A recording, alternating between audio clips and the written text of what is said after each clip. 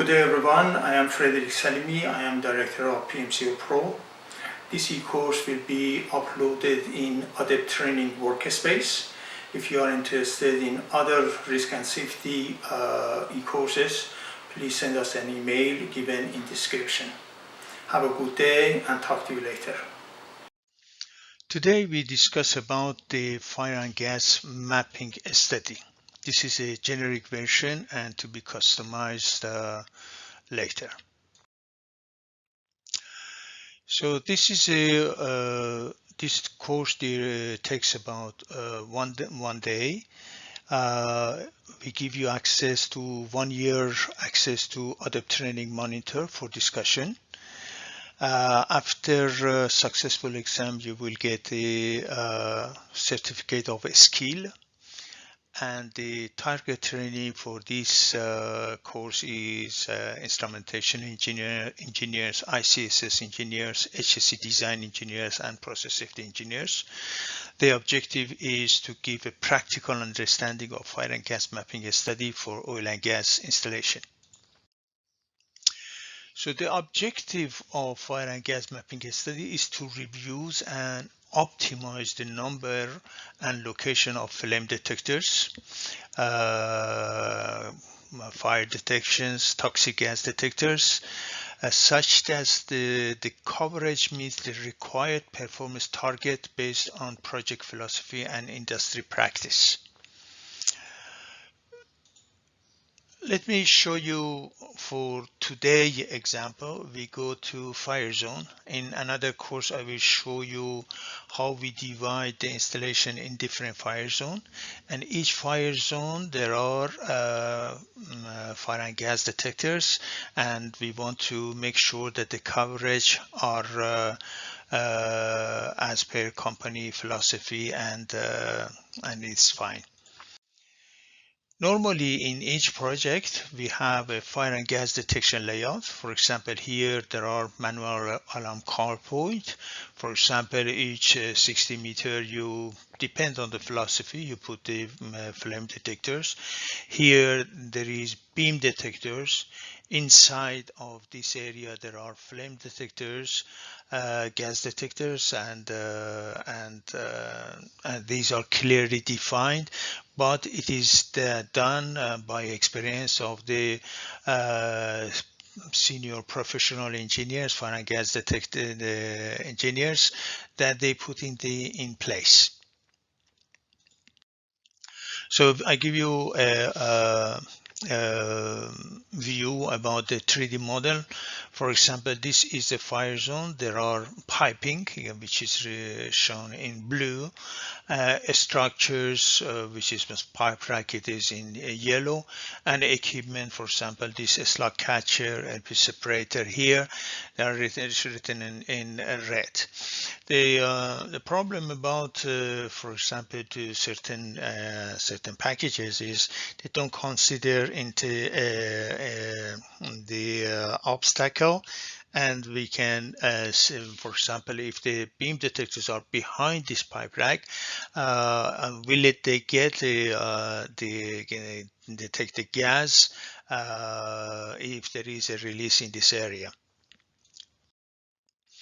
So normally when we give the a scope of work or a study to a consultant to do it, we have to define in the assumption register the name of the equipments, what component, what hazardous component are inside, if they have methane, ethane, and which detectors we put in place. For some flame, do we do flame mapping? Do we do gas detection mapping? Or we do toxic gas? And for example, in this project, there were not a lot of toxic gas, it's just CO2. We don't do it, but we can do it for some. If there's H2S, we will do this. So this is a typical detection coverage result. For example, here there are flame detectors. For example, here they have with the angle of 90 degrees on this area, and here we say based on the study, what is the 1 out of n. For example, if one detector takes, what is the coverage percentage, and if it's 2 out of n, it is 45%. And here it shows the coordinate of the detectors, and this will help later, for example, how to install it in the installation in such a way that really we get the coverage based on the project philosophy. The same thing for the gas, and here there are certain gas detection, and it is written here. So the reason why we are doing this mapping, and we want to make sure that that it is our detectors are okay, one of the reason is the voting system. For example, here there are gas detection. Here we have, for example, in separation area or receiving facilities, there are for example in that area maybe 11 detectors, and if 2 out of these 11 detectors detect, there will be an executive action, for example, initiate ESD or initiate PAGA. The same thing for the flame detectors. My experience in other projects, sometimes even if you do the gas mapping, for example, we had the gas map for H2S, and there were the location was not very, we cannot go get the voting system because it is heavier, and the mapping study based on the assumptions, there were one on the pipe rack, the one on the ground, and it is and we had to do again the studies. So that's why it's very important to understand the assumptions and do the proper studies. And here I show you, for example, this is ICSS view. For example, if the detector is 2 out of n, what executive action it gives. And this is very important that we know based on the study has have the proper installation of the gas detectors. So in the ADEPT training workspace, here there is fire and gas detection. If you go to this, normally for the customization, we get all the information from the company. Company puts all the studies that they have, and other experts will proper training for the fire and gas mapping propose, and the people can go here and they add a new discussion, and they work together. And as I said, after 1 year, we will give a skill to whoever has a successful score of 80 over 100. Now, I added to this e-course presentation of Dr. Madhad Adel Jawad, who is an expert in Explo CFD, and he will explain how we can do fire and gas mapping for an onshore installation. It is very important because the consultant, when it goes out, as you know, the fire and gas detectors are safety critical element. We have the performance standard, and any changes or modifications of this with this Explo CFD is very easily by the PDF from installation. You can model and understand if all the gas detections are in right place to do the executive action. Thank you very much for your attention. If you have any questions about our e-courses, please send an email to pmc@epc365.com. We will give you all the required answer. And we have also 2 websites. One is in French and one is in English. There is a request form, and you can send your questions, and we will get back to you as soon as possible.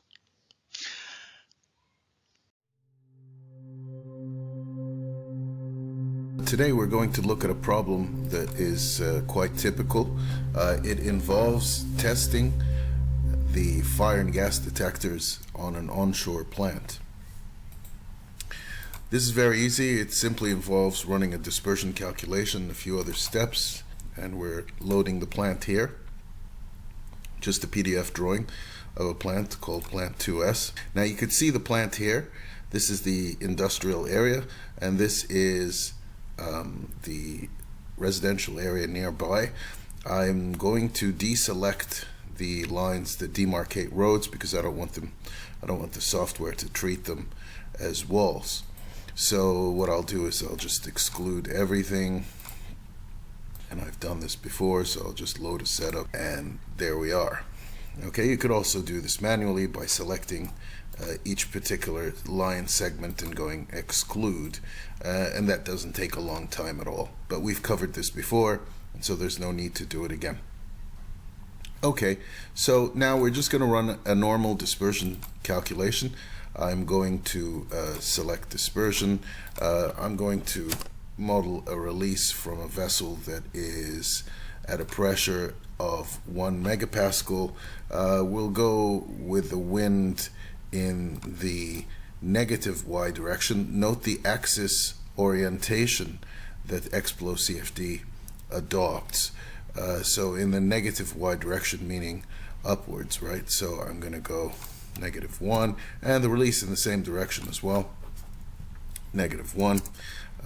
The hole size we can leave as 0.1. You could change it to whatever value you need, but we need to figure out what this panel size is. So I'm just going to close this for a minute, and then we're going to select the panel from which the release is going to be modeled. Now, typically, you don't have the resolution to model the actual hole physically, so you have to do a calculation to model the equivalent hole from a panel, and that's what we need to do. So I'm going to select this as a panel.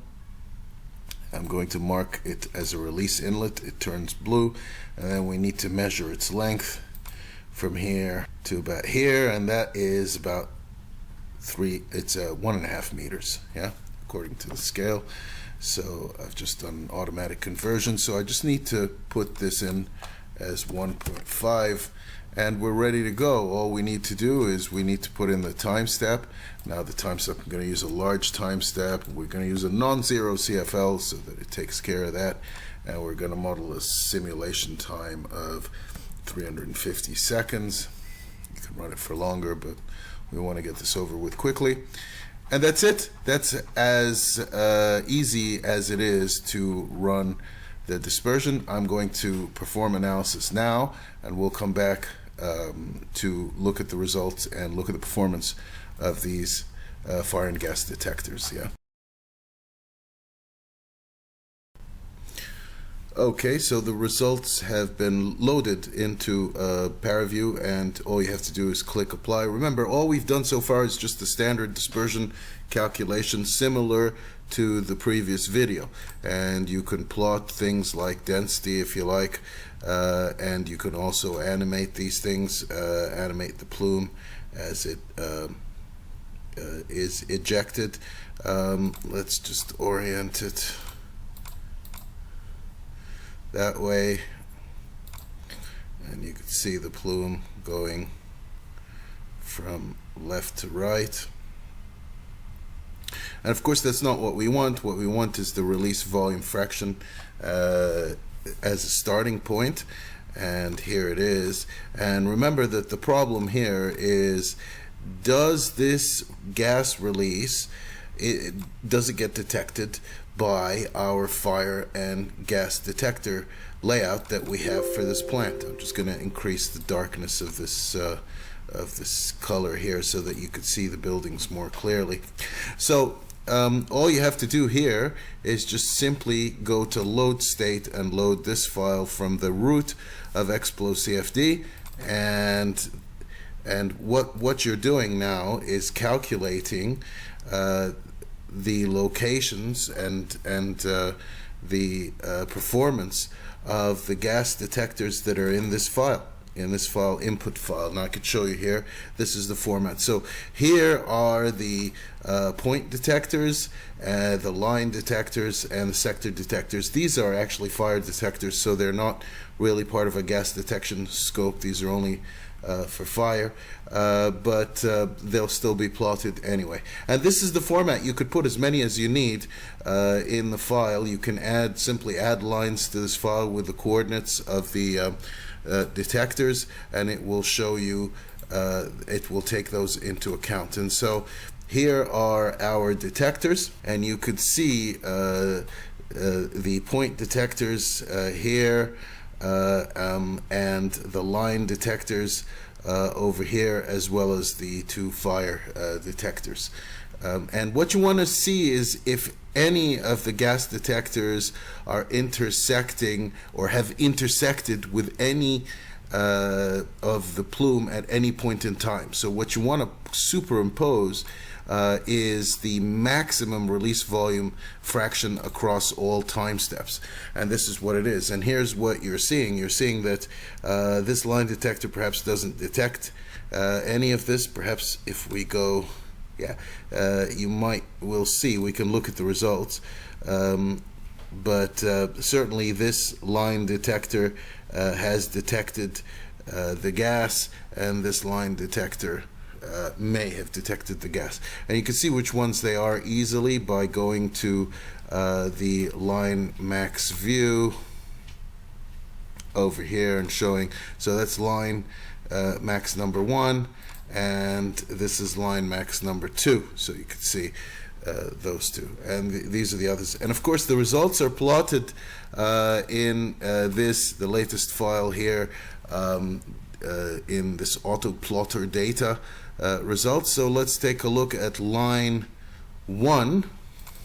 Yes, line 1, so line detector number 1, and you could see release volume fraction. So that's 9%. So it's detected 9%, and so if it's set at a setting of less than 9%, it will detect. Line detector number 2 will detect about 41%.